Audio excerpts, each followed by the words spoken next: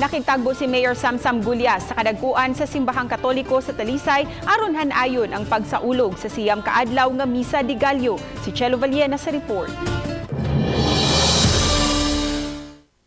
Gipahigayon kaganiha ang tigom uban ni Mayor Samsam Gulyas, kaparian, relihiyosong pundok, kapulisan ug ubang mga buhatan sa Talisay City Hall.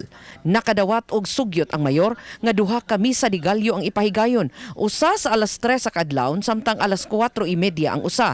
Apan mihangyo si Gulyas nga himuong alas 4 lang sa buntag aron dili usab mahago kaayo ang kapulisan nga mopatuman sa health protocol. Who used to bring me to Misa de Gallo when I was a kid, so I know how important it is.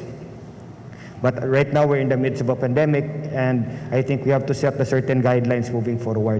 Usa sa hangyo sa mayor mao nga higpit gyud ang pagpatuman sa social distancing. Ug ihap sad gyud ang seating capacity sa gawas kung mabutang og mga lingkuranan sa gawas para we have a clear set of numbers para kubaw sad may pila ka buok tropa ang ibutang didto.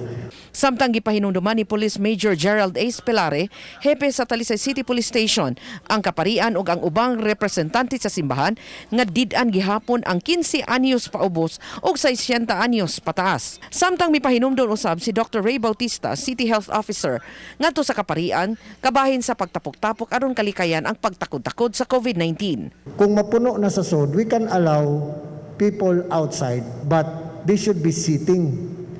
They should not be standing, because if they stand, we cannot control the crowd anymore. As a health problem, so we all know how COVID is transmitted.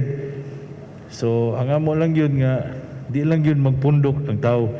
Uban ni Cleofer Lumayag, Chelo Vallena, Balitang Bisdak.